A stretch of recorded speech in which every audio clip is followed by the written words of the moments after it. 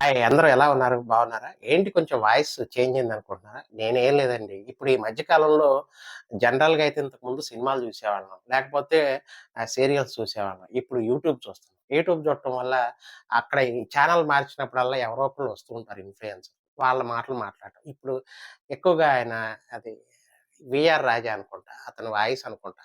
అంటే అనుకుంటా. నేనెప్పుడు కూడా ప్రయత్నం చేయలేదు. ఏదో ఫస్ట్ టైమ్ ఏదో ఒకటి మాట్లాడాలి కదా!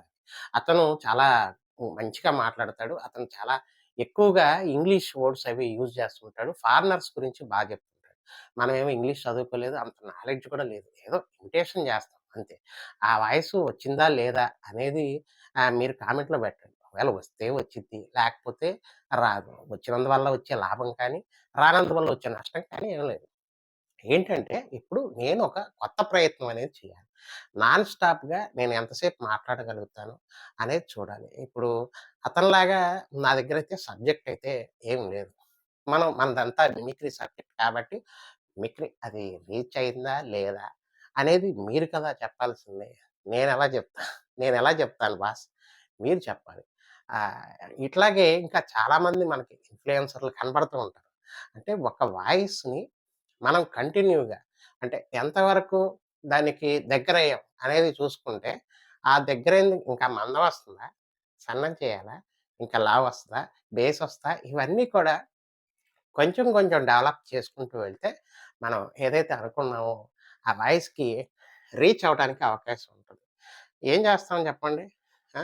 సినిమాలు ఈ మధ్య పాత సినిమాలే చూస్తున్నాం. కొత్త సినిమాలు చూడాలంటే కూడా అంత పెద్దగా అనిపియట్ల. మొన్న 'సిరాయి' చూసా. 'సిరాయి' అయితే చాలా బావుంది. ఆ స్టోరీ నాకు బాగా నచ్చింది.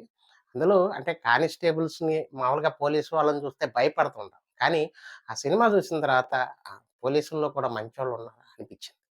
అలాగే 'సర్వం మాయ'. 'సర్వం మాయ' సినిమా కూడా అన్ చాలా బావుంది. అది చాలా ఫీల్ గుడ్ మూవీ అన్నమాట. అంటే ఒక ఆత్మ, మంచి ఆత్మ మంచి దెయ్యం అనే ఒక కాన్సెప్ట్‌లో అది బావుంది. చాలా నాకు నచ్చింది. సో, ఇట్లా కొత్త సినిమాలేదో అప్పుడప్పుడు వచ్చేవి చూస్తుంటా. పాతవైతే మాత్రం రెగ్యులర్‌గా చూస్తూనే ఉంటా. అంటే నాకెలా ఉంటదంటే పాత 'ఎన్టీఆర్' సినిమాలు చూడాలనిపించింది.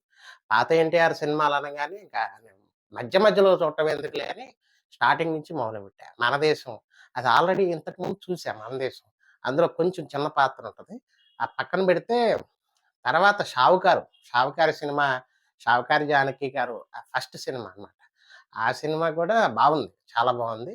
తర్వాత 'పల్లెటూరు పిల్ల' ఇలా పాత సినిమాలన్నీ గూడా చూస్తే నాకు చాలా బాగా అనిపిచ్చింది. పాత సినిమాలు చూస్తుంటే మనసు కూడా ప్రశాంతంగా ఉంటుంది. ఇక్కడికి ఎళ్ళిపోయాం మనం. ఎక్కడికో టాపిక్‌కెళ్ళిపోయాం.